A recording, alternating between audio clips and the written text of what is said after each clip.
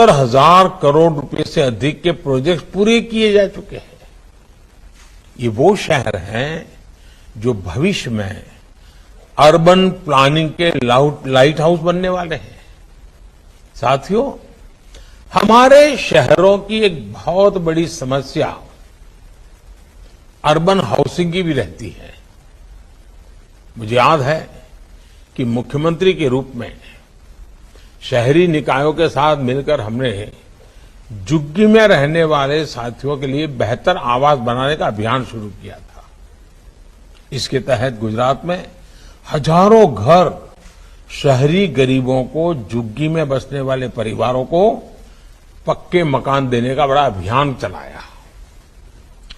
इसी भाव के साथ प्रधानमंत्री आवास योजना शहरी, इसके तहत भी पूरे देश में करीब 1.25 करोड़ घर स्वीकृत किए गए हैं। साल 2014 से पहले जहां शहरी गरीबों के घरों के लिए 20,000 करोड़ रुपए का प्रावधान था, वहीं पिछले 8 वर्षों में इसके लिए 2 लाख करोड़ रुपए से अधिक का प्रावधान किया गया है।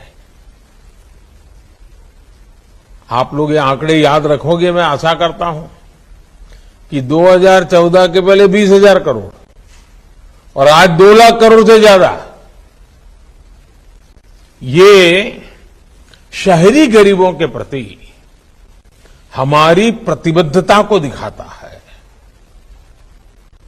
लेकिन ये हमारा दायित्व बनता है, जब सबका प्रयास, सबका विश्वास, ये कहते हैं, क्या इन लाभार्थियों के बीच जाके हम बैठते हैं जो झुग्गी झोपड़ी में है, जिनको घर आगे चल के इनको कभी जाकर के विश्वास देते हैं क्या? उनके बीच बैठ करके उनके लिए क्या काम हो रहा है उसकी चर्चा करते हैं क्या? हमें लगता है कि अखबार में छप गया तो काम हो गया। जितना ज्यादा गरीबों के बीच में जाकर के काम करेंगे, उनको जो लाभ मिलेगा, उस लाभ का वो समाज में सवाया करके वापस करेगा। गरीब का यह स्वभाव रहता है।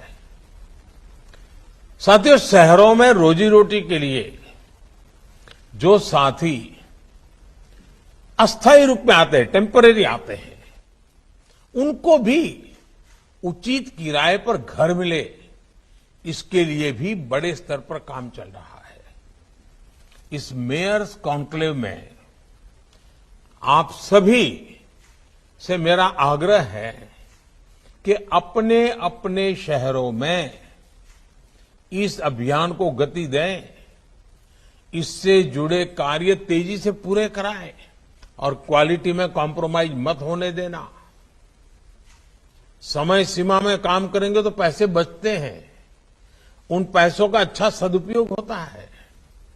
साथियों, शहरी गरीबों के साथ साथ जो हमारा मध्यम वर्ग है, उनके घर के सपने को पूरा करने के लिए भी सरकार ने हजारों करोड़ रुपए की मदद की है। हमने रेरा जैसे कानून बनाकर लोगों के हित सुरक्षित किए हैं, खास करके मध्यम वर्गीय परिवार। किस स्कीम में पैसा डाल देता था, स्कीम पूरी नहीं होती थी। जिस काम का पहले नक्शा दिखाया जाता था, पैम्फलेट दिखाया जाता था, जब मकान बनता था तब दूसरा हो जाता था, साइज छोटी हो जाती थी, कमरा बदल जाता था। रेरा के कारण अब उसको ये अधिकार मिला है कि उसके जो निर्णय हुआ है वो चीज उसको मिलनी चाहिए।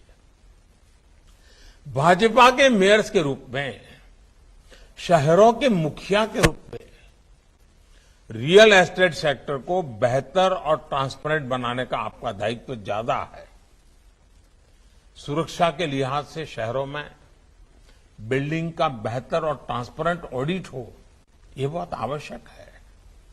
पुरानी बिल्डिंगों का गिरना और बिल्डिंगों में आग लगना, ये चिंता का विषय होता है।